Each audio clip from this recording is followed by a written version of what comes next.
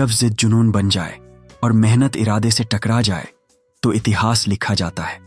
और ऐसा ही इतिहास लिखा था भारत के गौरव अभिनव बिंद्रा ने। जब ओलंपिक में गोल्ड मेडल के साथ तिरंगा ऊंचा लहराया तो हर भारतवासी का सीना गर्व से चौड़ा हो गया।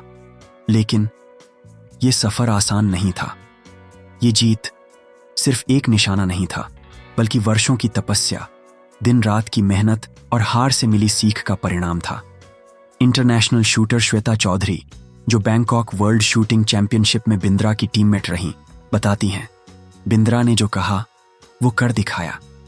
वो खुद मामूली अंतर से ओलंपिक टीम में जगह नहीं बना पाईं, लेकिन उन्हें इस बात का पूरा यकीन था कि बिंद्रा का जुनून उन्हें गोल्ड मेडल तक जरूर ले जाएगा।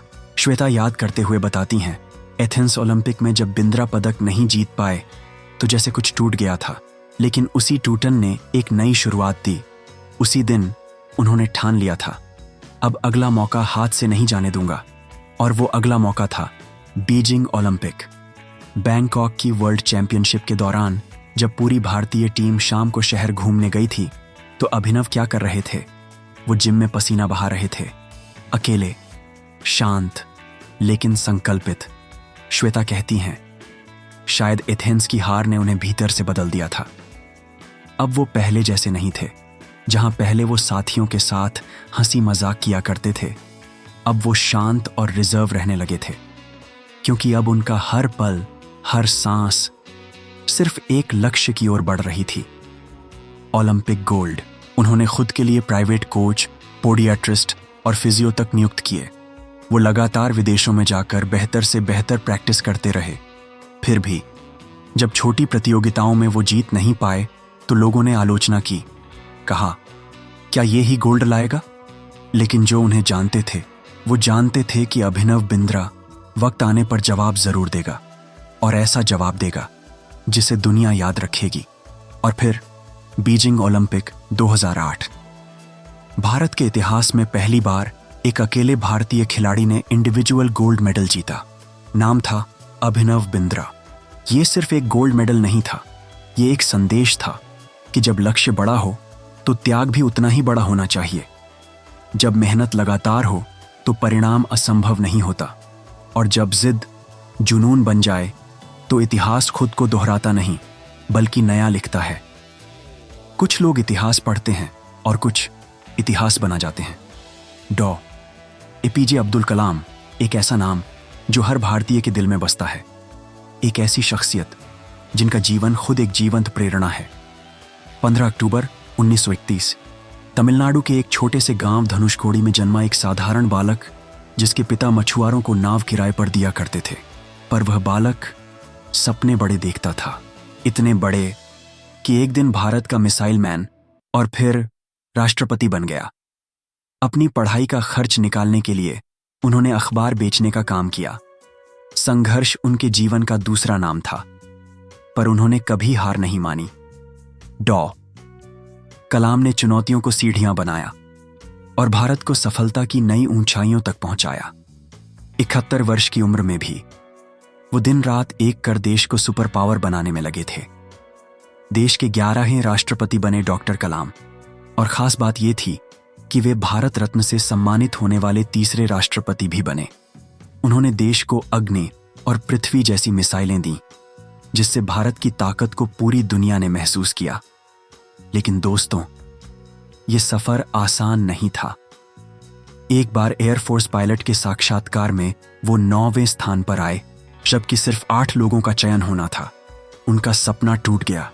निराश होकर वो ऋषिकेश पहुंचे, बाबा शिवानंद के पास, और अपना दर्द उनके साथ साझा किया। बाबा शिवानंद ने बड़े प्यार से कहा, accept your destiny and go ahead with your life. You are not destined to become an air force pilot. What you are destined to become is not revealed now, but it is predetermined. Forget this failure, as it was essential to lead you to your existence. Surrender yourself to the wish of God. यानी असफलता से मत घबराओ, क्योंकि यही असफलता तुम्हारे असली मार्ग का द्वार बन सकती है। डॉक्टर कलाम ने उस असफलता को स्वीकार किया और उसे अपनी शक्ति बना लिया। आज उनका जीवन हर नवयुवक के लिए एक आदर्श है। वो सिखाते हैं कि अगर एक बार हार गए तो मत टूटो, क्योंकि जिंदगी में कई और मौके मिलेंगे अगर आप लगे रहे। डॉ कलाम ने पूरी जिंदगी निस्वार्थ सेवा की। उनका राष्ट्र प्रेम, उनकी देशभक्ति हर भारतवासी के दिल में हमेशा जीवित रहेगी। वो हमें सिखा गए, सपने देखो और उन्हें पूरा करने की हिम्मत रखो। धुन का दीवाना, हालातों से बेपरवाह और दुनिया का सबसे अद्भुत गणितज्ञ नाम था श्रीनिवास रामानुजन। 22 दिसंबर 1887 तमिलनाडु के एक छोटे से कस्बे इरोड में एक गरीब परिवार में उनका जन्म हुआ। पिता एक साड़ी की दुकान में क्लर्क थे। घर में तंगी थी, सुविधाएं नहीं थीं, लेकिन जिस चीज की कमी नहीं थी वो थी प्रतिभा और जुनून। रामानुजन के जीवन में उनकी मां का गहरा प्रभाव रहा। उन्होंने बचपन से ही गणित में एक असाधारण रुचि दिखाई। सिर्फ 11 साल की उम्र में उन्होंने एस.एल. लोनी की पूरी किताब की मास्टरी कर ली थी। गणित जैसे उनकी रगों में दौड़ता था। 14 की उम्र में मेरिट सर्टिफिकेट्स, अवार्ड्स और फिर 1904 में टाउन हाई स्कूल से स्नातक करते ही उन्हें मिला के रंगनाथा राव पुरस्कार। प्रतिभा साफ थी, पर रास्ता आसान नहीं था।